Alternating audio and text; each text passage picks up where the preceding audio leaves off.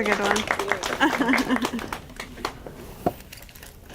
So, what was it like to have that film become like part of the current like cultural like vernacular? We were kind of talking about this at the screening, how people start like fashion trends from that started catching on, and people would like say very quotable lines from the movie.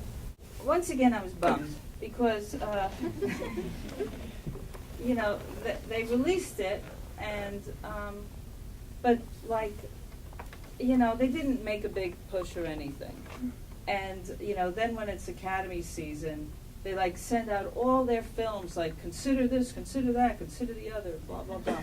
They didn't send out Clueless. And then I, you know, was nominated for a Writers Guild Award. And then it was like, oh, we should have sent it out. Well, you know, come on. And meanwhile, Legally Blonde comes out, which was like, those girls even told me, like, oh, we said, what if Clueless was in, you know, meets Paper Chase? And, you know, that movie they, like, make a big deal out of, and that makes, like, 3 times as much or something. So, you know, I'm always bitter.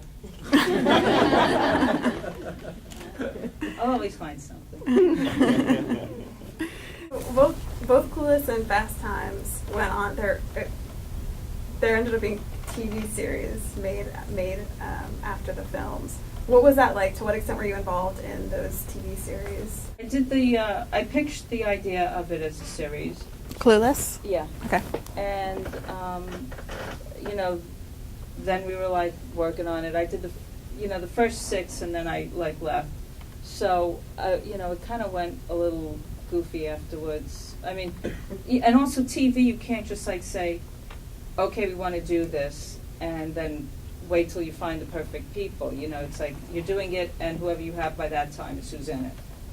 So, you know, it kind of, the way it's structured, it could only go so far.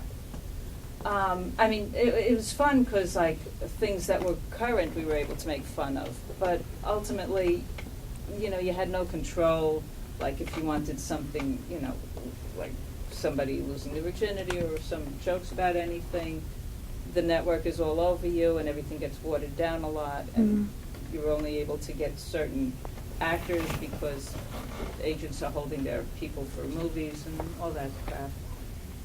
So, but, you know, it was all right for a little while. Mm-hmm.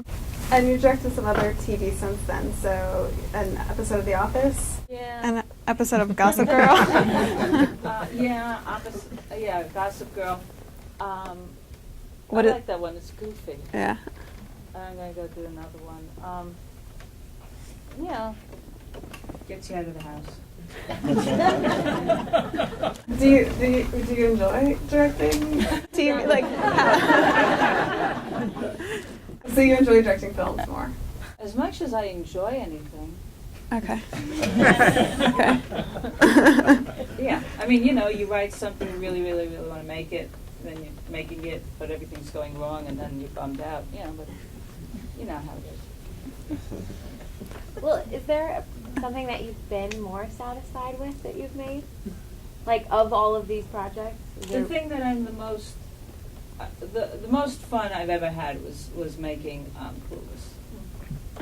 I mean, everybody was nice. Everybody left me alone.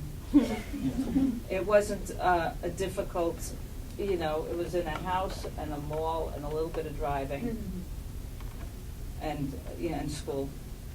So that, production-wise, it didn't present a lot of big problems, and the people were all great. And it's fun. Can you talk a little bit about Vamps? I have a movie Vamps coming out in selected whatever the hell's on Halloween. So I think it's Halloween, yeah. Mm-hmm. And that's with Alicia again. Alicia Silverstone, Wally Shawn's in it again. He's Van Helsing, and Sigourney Weaver is like the evil vampire, and Kristen Ritter and Alicia Silverstone are her like little minions. And this adorable guy Dan Stevens, who's in Downton Abbey. Yeah, he's Van Helsing's son. He's amazing. He's coming to Broadway in the fall. He's going to be in The Heiress. How is it working? How is it working with her again? Yeah, she's awesome. I love her. Yeah. She's the sweetest person in the world. You're writing about teenagers in a place that's so different from your Bronx and art school atmosphere. So, was it just that intrigue where you said you were interested in what it'd be like to go to a normal high school, even though I guess yours wouldn't be totally normal, that drove you to want to write those two?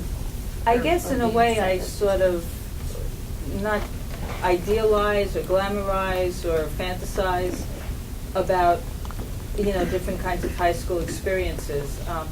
As a kid, I used to love Dobie Gillis and Gidget. Oh, good. And, Archie comics and, Yeah. and Andy Hardy movies and all sorts of things that theoretically take place in school. Those always seem like, as a kid you're watching and thinking, what will it be like to be a teenager? That must be the best thing in the world because, there's boys and girls getting together and, it seems wonderful before you have to go to some boring job.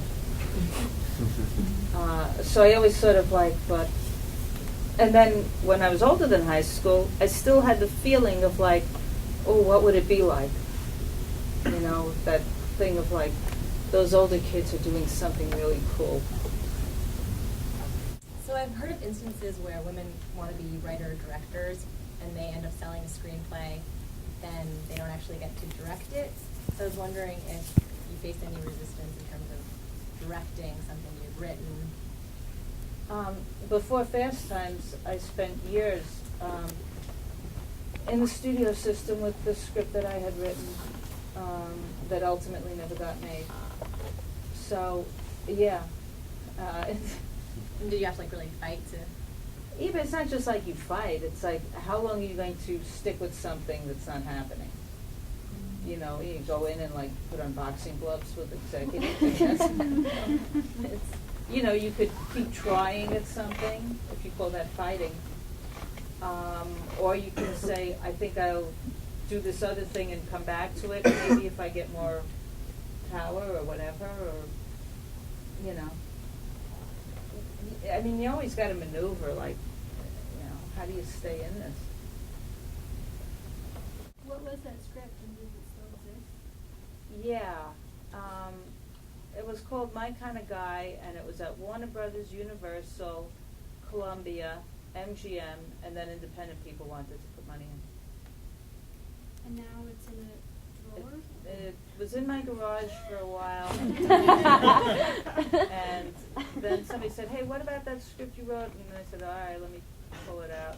And I showed them the latest draft. He said, oh, you gotta you should reattack this. So it's I pulled out the 9 drafts and brushed off the rat shit.